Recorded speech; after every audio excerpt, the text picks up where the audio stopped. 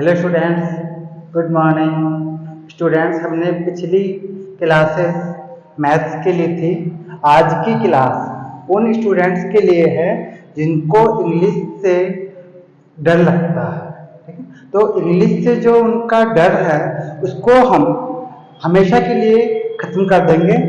तो इंग्लिश की जो जड़ है वो होती है टेंस से स्टार्ट। ठीक है, तो अंग्रेजी की जो जड़ होती है वो होती है टेंस। इसीलिए आज हम जड़ से ही अध्ययन करना शुरू करेंगे। ठीक है, मतलब बॉटम टू टॉप, नीचे से हम ऊपर की तरफ चलेंगे। तो आज की क्लास टेंस से हम स्टार्ट करते हैं। तो ये टेंस आखिर क्या बीमारी है, क्या चीज है, इसके बारे में मैं आपको समझाता हूँ। ठीक है, तो अंग्रेजों के जमाने की बात है। एक दादाजी हुआ करते थे, उनका नाम था टेंस। इनको हिंदी में काल भी कहते हैं। क्या कहते हैं? काल। ठीक है, तो ये अंग्रेजों के जमाने के दादाजी थे टेंस। इसको हिंदी में तो बोलते हैं काल, तो इंग्लिश में इसको बोला जाता है टेंस। टेंस का मतलब ही काल होता है। ठीक है, इनके 3 लड़के थे। कितने लड़के थे इनके? 3 लड़के थे। इनका जो पहला लड़का था, फर्स्ट जो सबसे बड़ा लड़का था, उसका नाम रखा इन्होंने प्रेजेंट। ठीक है, प्रेजेंट टेंस। सबसे बड़े लड़के का नाम था प्रेजेंट टेंस। सेकंड नंबर का जो लड़का था इनका जो पुत्र था, उसका नाम था पास्ट। ठीक है, पास्ट टेंस। और जो तीसरा लड़का था इनका, तीसरा जो पुत्र था, सबसे छोटा जो पुत्र था इनका, उसका नाम था फ्यूचर। ठीक है, फ्यूचर टेंस। जैसा कि पहले के जमाने में एक परंपरा चली आ रही थी कि बच्चे अपने पिताजी का नाम अपने नाम के पीछे जोड़ते हैं। आजकल भी कई जगह पे जोड़ा जाता है। जैसे आप देखेंगे तो हमारे राष्ट्रपिता महात्मा गांधी जी थे, उनका पूरा नाम था मोहनदास करमचंद गांधी। मोहनदास उनके खुद का नाम था, जबकि करमचंद गांधी उनके पिताजी का नाम था। ठीक है, तो उसी परंपरा के अनुसार इनके भी पीछे टेंस जोड़ा गया है। प्रेजेंट इनके पुत्र का नाम था, टेंस इनके पिता का नाम। इसी प्रकार पास्ट पुत्र का नाम, टेंस इनके पिता का नाम। फ्यूचर पुत्र का नाम, टेंस इनके पिता का नाम। और इसी प्रकार इनका जो दूसरा उपनाम था हिंदी के अंदर, वो वर्तमान काल। वर्तमान काल। ठीक है, इसको बोलते हैं अपन भूतकाल। भूतकाल। ठीक है, इसको बोलते हैं हम भविष्यकाल। भविष्य काल। ठीक, इस तीनों टेंस को वैसे भी आप जानते हैं, हम बच्चे थे। हम बच्चे थे, ये हमारा भूतकाल है। ठीक है, कौन सा काल हमारा? भूतकाल। हम बच्चे थे, अब हम जवान है। अभी हम जवान है, आप यंग है अभी, तो ये आपका प्रेजेंट है। ठीक है, हम बुढ़े होंगे, हमारा बुढ़ापा आएगा, वो हमारा क्या है? भविष्य काल। तो ये 3 तरह के काल होते हैं, प्रेजेंट, पास्ट और फ्यूचर। वर्तमान काल, भूतकाल और भविष्य काल। ठीक है, ये इन दादाजी के तीनों लड़के हैं। फिर समय बीतता गया धीरे धीरे, और इन्होंने अपने पहले लड़के की शादी की, और इस पहले लड़के के 4 लड़के हुए। कितनी संतान हुई इसके? 4। इसके 4 लड़के हुए, और उसने अपने चारों लड़कों का जो नाम रखा वो क्या था? देखिए, इंडेफिनेट,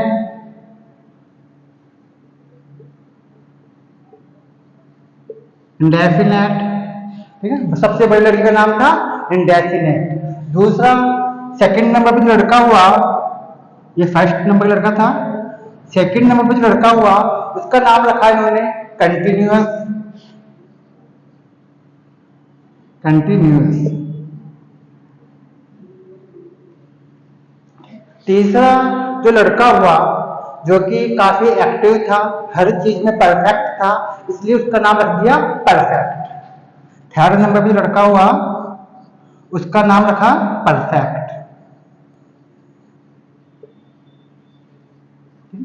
तीसरे लड़के नाम परफेक्ट। और जो फोर्थ नंबर पे जो लड़का हुआ वो किसी भी काम को कंटिन्यू करता रहता था और हर एक चीज में वो परफेक्ट था, ठीक है। उसके अंदर दोनों बड़े बच्चों के गुण उसके अंदर आए हुए थे, इसीलिए उसका नाम रख दिया परफेक्ट कंटिन्यूअस। क्या नाम रखा? Perfect continuous. चौथी लड़की का नाम था परफेक्ट कंटिन्यूअस। तो इस तरह से पहले लड़के की 4 संतान थी, 4 पुत्र थे इसके। तो दादाजी के क्या हो गए? ये पोते हो गए। क्या हो गए? ये तो कौन है? पुत्र, ठीक है। ये भी पुत्र है, ये क्या हो गए? पोते, ग्रैंडसन। ये हो गए पोते, ये चारों, ठीक है। ये दादाजी के लिए पहला पोता इंडेफिनेट, सेकंड नंबर पे कंटिन्यूअस, तीसरे नंबर पे परफेक्ट और चौथे नंबर पे परफेक्ट कंटिन्यूअस। अब हुआ ये, कुछ समय बीता, जो पास्ट टेंस था इनका, जो सेकंड नंबर का जो लड़का था पास्ट, इसके भी 4 ही लड़के हुए। अब पास्ट टेंस ने ये सोचा कि हमारे परिवार में एक यूनिटी रहेगी, एक एकता रहेगी, तो एकता को दर्शाने के लिए, एक यूनिटी को प्रदर्शित करने के लिए इसने भी अपने चारों लड़कों के नाम ये के ये रख दिए, ठीक है। इसके रख दिया। पास्ट में भी 4 लड़के हुए, कितने लड़के हुए? 4, ठीक है। इसने भी अपने पहले लड़के का नाम इंडेफिनेट, दूसरे लड़के का नाम कंटिन्यूअस, तीसरे लड़के का नाम परफेक्ट और चौथे लड़के का नाम परफेक्ट कंटिन्यूअस रख दिया, ठीक है। फिर समय बीता, फिर फ्यूचर की बारी आई। अब किस्मत की बात देखिए, ठीक है, कि इसके भी कितनी संतान हुई? 4। इसके भी 4 ही लड़के हुए, इसके भी 4 पुत्र हुए। और इसने भी अपने बड़े भाइयों की परंपरा को अपनाते हुए, इनकी परंपरा को फॉलो करते हुए, इसने भी अपने बच्चों का नाम सेम एजेटी जैसे जैसे रख दिए। इसके भी 4 लड़के कौन है? इंडेफिनेट, कंटिन्यूअस, परफेक्ट और परफेक्ट कंटिन्यूअस, ठीक है। तो इस तरह से 4 लड़के इसके, कितने? 4, और 4 लड़के इसके, और 4 ही लड़के इसके, ठीक है। तो दादाजी के कितने पोते हो गए भाई? 12। 4 + 4 + 4, टोटल कितने हो गए? 12। 12 पोते हो गए दादाजी के, ठीक है। अब इनके साथ एक समस्या आने लगी, भाई ये बड़े होंगे तो बड़े होंगे, एक समस्या आने लग गई। समस्या ये आने लग गई कि प्रेजेंट अपने बच्चे को बुलाता कि बेटा इंडेफिनेट इधर आना, इन दोनों के बच्चे सोचते कि भाई हमें आवाज दे रहे, तो ये दोनों, इन दोनों के बच्चे जबरदस्ती साथ में चले जाते। तो वो बोलते हैं भाई मैं तो अपने बच्चे को बुला रहा हूँ, आप कैसे आए दोनों, ठीक है। और यही समस्या दूसरी साथ आ जाती है। जैसे अपने बच्चे को बुलाता है बेटा कंटिन्यूअस इधर आना, तो इन दोनों बाकी जो 2 भाई थे उनके भी सेकंड नंबर वाले लड़के का नाम क्या था? कंटिन्यूअस। तो 2 फ्री में चले जाते हैं, ठीक। अब इन 12 बच्चों ने, ठीक है, पूरे 12 पोतों ने मिलकर एक मीटिंग की। उन्होंने देखा कि भाई हमारे नाम के अंदर एक कंफ्यूजन है। हमारे पिताजी ने कुछ सोच के हमारा नाम रखा था कि हमारे परिवार में एक एकता बनी रहेगी, एक यूनिटी रहेगी, लेकिन अब समस्या यह है कि कोई किसी एक का नाम पुकारता तो हम 2 कंफ्यूज हो जाते हैं, ठीक है, 2 हम जबरदस्ती चले जाते हैं। तो इसका समाधान कैसे किया जाए? फिर इनमें से किसी एक ने कहा कि हमारे परिवार में पिता का नाम पीछे जोड़ा जाता है, ठीक है, लेकिन हम हमारे पिता का नाम तो आगे जोड़ लेते हैं और दादा का नाम पीछे जोड़ देते हैं, ताकि जब भी हमारा कोई नाम लेगा तो हमें आसानी से पहचानने में आ जाएगा कि भाई किसको बुला रहे हैं, ठीक है।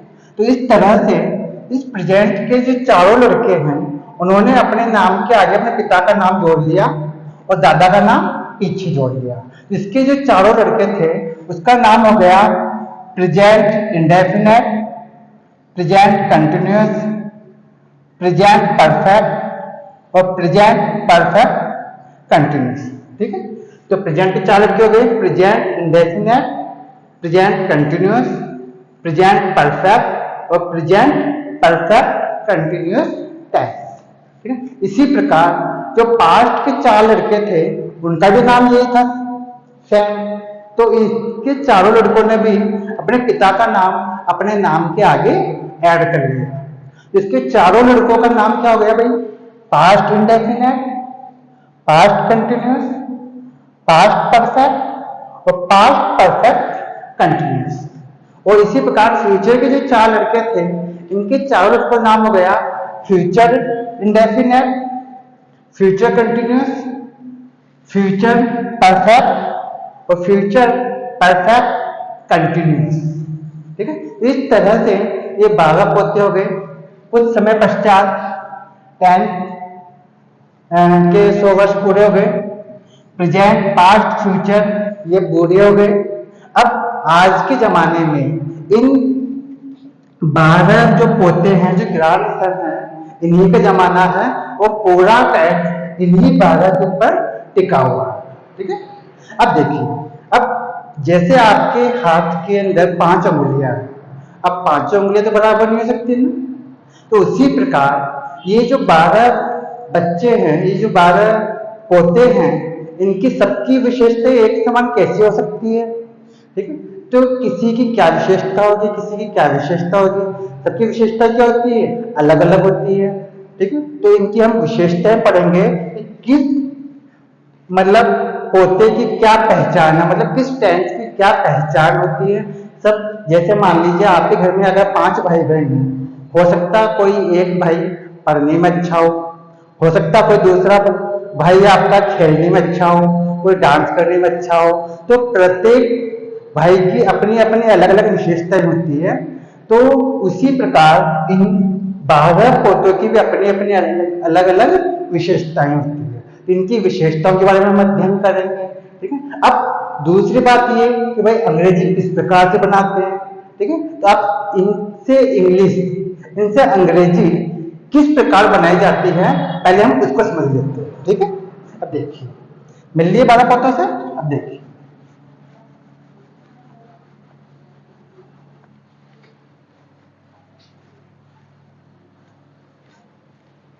अब देखिए, किसी भी वाक्य का अंग्रेजी में सेंटेंस बनाने के लिए केवल एक ही फार्मूला होता है, और ये पूरे के पूरे जो 12 टर्म्स बताए हैं ये सभी केवल एक ही फार्मूले को फॉलो करते हैं। अब वो फार्मूला कौन सा भाई, जिससे हम आसानी से अंग्रेजी बना सकते हैं? ठीक है, आपके मन में उत्सुकता हो रही होगी ना। अब देखिए, सबसे पहले आता है सब्जेक्ट। ठीक है, सबसे पहले सब्जेक्ट, इसके बाद आती है हेल्पिंग वर्ब, भी हम आपको बताएंगे हेल्पिंग वर्ब के बारे में भी। इसके पश्चात आता है मेन वर्ब। ठीक है, और मेन वर्ब के बाद आता है ऑब्जेक्ट। ठीक है, ऑब्जेक्ट, इसको हिंदी में भी आप याद कर सकते हैं। सब्जेक्ट का मतलब होता है कर्ता, कर्ता। ठीक, हेल्पिंग वर्ब मतलब सहायक क्रिया, सहायक क्रिया, सहायक क्रिया को हम बोलते हैं हेल्पिंग वर्ब। हेल्पिंग वर्ब सहायता करने वाली क्रिया। ठीक है, इसी प्रकार से मुख्य क्रिया, मेन वर्ब, मुख्य क्रिया प्लस ऑब्जेक्ट, इसका मतलब होता है कर्म। ठीक है, अब देखिए, इसको पहले समझा देते हैं आपको। कर्ता, कर्ता का मतलब होता है करने वाला, करने वाला। किसी भी कार्य को जो करने वाला होता है, जो कार्य को पूरा कर रहा है, उस करने वाले को हम बोलते हैं कर्ता, करने वाला। जैसे मैं आपको अंग्रेजी पढ़ा रहा हूं, अब पढ़ा कौन रहा? मैं। ठीक, तो मैं क्या हो गया, कर्ता। ठीक है, मैं। तुम अंग्रेजी पढ़ रहे हो, तो यहाँ पढ़ने वाले कौन हो गए, तुम लोग। ठीक है, तो यहाँ हो गया आप, मतलब तुम, यू। ठीक है, तुम। ठीक है, वे खेल रहे हैं, खेल कौन रहा भाई, वे खेल रहे। ठीक है, तो इस तरीके से जो भी करने वाले होते हैं, उस करने वाले को हम बोलते हैं कर्ता। करता, कर्ता मतलब करने वाला, तो करने वाले को हम बोलते हैं कर्ता।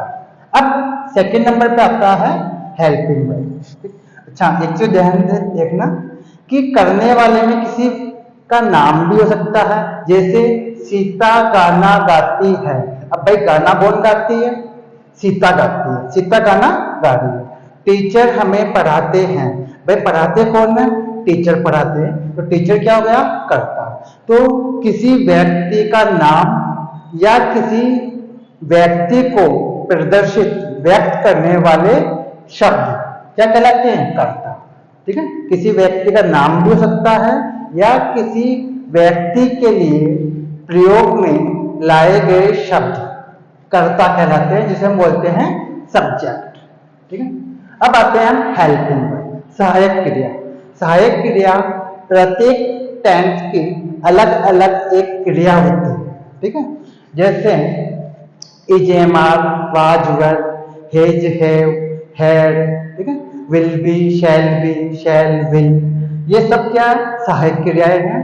अभी कुछ समय बाद हम आपको एक चार्ट बताएंगे, उस चार्ट के अंदर प्रत्येक टेंस की अलग अलग सहायक क्रियाएं होती है, जिसका मैं भी आपको चार्ट बता दूंगा। ठीक है, तो ये प्रत्येक टेंस की अलग अलग सहायक क्रियाएं होती है, और वो सहायक क्रिया आपको ध्यान में रखनी पड़ेगी, उसका एक चार्ट होता है, वो भी आपको हम बताएंगे। अब हम आते हैं मुख्य क्रिया। क्रिया का नाम मतलब क्या, क्रिया। तो क्रिया का मतलब होता है, इसका अगर र हटा दिया जाए, र हटा दिया जाए, क्या हो गया, किया। जो भी आपने किया वो सब क्या है, क्रिया। क्रिया मतलब किया। जैसे कोई भी ऐसा वर्क, कोई भी हम कोई काम करते हैं किसी भी तरीके का, जैसे हंसना, गाना, बजाना, खेलना, कूदना, नहाना, धोना, पढ़ना, पढ़ाना, ठीक है, देखना, मुस्कुराना, ये सब क्या है, क्रिया है। ठीक है, कोई भी काम जो आप करते हो, ठीक है, वैसे लाखों क्रियाएं होती है, तो जो भी हम काम करते हैं वो सब क्या है, क्रिया। जो आपने किया वो क्रिया, इसको हम बोलते हैं मैन वर्ब। क्या बोलते हैं इसको, मैन वर्ब। जैसे खाना, पीना, दौड़ना, गाना बजाना, सब क्या है, क्रिया है। क्रिया की पहचान क्या होती है, कोई भी ऐसा काम, कोई भी ऐसा काम जिसके अंत में, जिसके अंत में ना शब्द हो, शब्द आए, क्रिया कहलाती है। ठीक है, क्रिया होगी। आप कोई भी काम देख लीजिए जिसके लास्ट में ना आता हो, काम, ठीक है, वर्क, समझ गए ना इसका मतलब। हाँ, कोई भी काम हो, जैसे पढ़ाना क्रिया है, देखना क्रिया है, ठीक है, पढ़ना क्रिया है, लिखना क्रिया है, उठना क्रिया है, बैठना क्रिया है, सोना क्रिया है, उठना भी क्रिया है। ठीक है, अच्छा, गाना क्रिया है, बोलना क्रिया है, सुनना ये भी काम है, सुनने का भी काम होता है। ठीक है, तो सुनना भी क्या एक क्रिया है, जैसे आप सुन रहे हो अभी, तो आप भी क्या काम कर रहे हो सुनने का, सुनना भी एक क्रिया है। बजाना, नहाना, धोना, ठीक है, पीटना, मारना, दौड़ना, चलना, मुस्कुराना, सब क्या क्रिया है। तो कोई भी ऐसा वर्क जो हम करते हैं अपनी आम जिंदगी में, तो जिसके उसके लास्ट में क्या होता है, ना, खेलना, बजाना, सबके लास्ट में क्या होगा, ना होगा। तो ये सब क्या क्रिया है।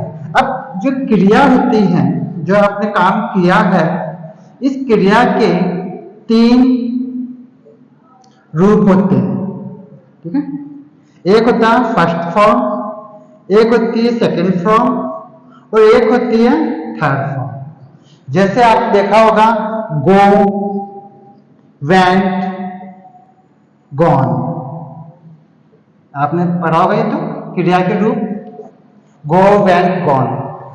जैसे राइट, रॉट, रिटर्न। तो गो मतलब जाना, वेंट माने भी गया, तो गॉन मतलब गया। तो जाने की मीनिंग होती है, वैसे मुख्य मीनिंग होती है गो। जो मुख्य मीनिंग होती है उसको हम फर्स्ट फॉर्म मानते हैं और उसी की सेकंड फॉर्म और थर्ड फॉर्म भी होती है। तो इंग्लिश के अंदर जो मुख्य क्रिया होती है उसकी 3 फॉर्म होती है, फर्स्ट फॉर्म, सेकंड फॉर्म और थर्ड फॉर्म। ठीक है। और इसी में एक चौथा रूप और बनाया गया है, फोर्थ फॉर्म एक और होती है जो फर्स्ट फॉर्म से ही बनी है। ठीक है। और उसमें क्या होता है, फर्स्ट फॉर्म में आईएनजी जोड़ते हैं। क्या जोड़ते हैं? ING. First form plus ING, इसको हम चौथा रूप बोलते हैं। ठीक है। फर्स्ट फॉर्म में आईएनजी जोड़ के चौथा रूप और बना देते हैं, जैसे गोइंग, ठीक है, राइटिंग, रीडिंग। ठीक है। तो इस तरीके से किसी भी फर्स्ट फॉर्म के अंदर अगर आईएनजी जोड़ दिया जाए, आईएनजी को मिला दिया जाए तो उसका चौथा रूप बन जाता है फर्स्ट फॉर्म प्लस आईएनजी के बाद हो जाती है। ठीक है, समझ में आ गया? मुख्य क्रिया क्या होती है? मुख्य क्रिया का मतलब होता है कोई भी ऐसा काम या कोई भी ऐसा वर्ग जिसके लास्ट में ना शब्द आता हो उसे क्या बोलते हैं? क्रिया कहते हैं। ठीक है। अब हम आते हैं ऑब्जेक्ट। ऑब्जेक्ट, ठीक है, इसको साफ कर देते हैं। अब देखिए ऑब्जेक्ट। अब ऑब्जेक्ट क्या होता है भाई, इसकी पहचान कैसे करेंगे हम? ठीक है। तो ऑब्जेक्ट का मतलब होता है, अगर आप इंग्लिश ग्रामर के अंदर ऑब्जेक्ट का हिंदी में अर्थ देखेंगे, इसका मतलब होता है पदार्थ। कोई भी जो पदार्थ होता है उसे हम ऑब्जेक्ट कहते हैं। ठीक है। अब पदार्थ किसी भी रूप में हो सकता है, जैसे ऑब्जेक्ट सजीव भी होते हैं और निर्जीव भी हो सकते हैं। ठीक है। अब देखिए जैसे कोई भी, ये एक पदार्थ है, ये भी एक ऑब्जेक्ट है, टेबल है, कुर्सी है, ठीक है, या स्कूल। स्कूल भी क्या है? स्कूल किसी बिल्डिंग का नाम है, किसी व्यक्ति का नाम नहीं है। कोई भी पदार्थ जो होता है, जैसे मेज, टेबल, कुर्सी, ठीक है, मार्केट, कोई भी वस्तु का नाम या किसी स्थान का नाम, किसी वस्तु का नाम या किसी स्थान का नाम, ये सब किसमें आते हैं? ऑब्जेक्ट के अंदर आते हैं। ठीक है, किसमें आते हैं? सभी ऑब्जेक्ट के अंदर आते हैं। तो इस प्रकार से सब्जेक्ट का समझ में आ गया। सब्जेक्ट मतलब कर्ता, मतलब करने वाला। सहायक क्रिया ये आपका भी मैम चार्ट में बताएंगे। ठीक है। और मेन वर्ब मुख्य क्रिया, मतलब जो भी आपने काम किया वो क्या है? मुख्य क्रिया है। ठीक। और ऑब्जेक्ट होता है पदार्थ, तो किसी स्थान का नाम या किसी वस्तु का नाम। वस्तु में कई वस्तुएं हो सकती है, वो स्थान में भी कई स्थान के नाम हो सकते हैं, तो वो सब क्या कहलाते हैं? ऑब्जेक्ट, मतलब कर्म। हमारे सेंटेंस के अंदर इसको हम ऑब्जेक्ट मानते हैं। ठीक है। तो मैं समझता हूँ शायद आपको समझ में आ गया होगा। अब देखिए इनके बारे में, हेल्पिंग वर्ब, अभी हमने 12 पौधों के बारे में अध्ययन किया था। इन 12 पौधों की सबकी अपनी अपनी अलग अलग विशेषताएं होती हैं। ठीक है।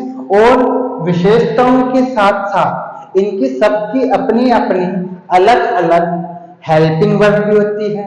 ठीक है। तो इस हेल्पिंग वर्ब और इनकी जो विशेषताएं हैं उसके बारे में हम नेक्स्ट क्लास में अध्ययन करेंगे, अगली क्लास में।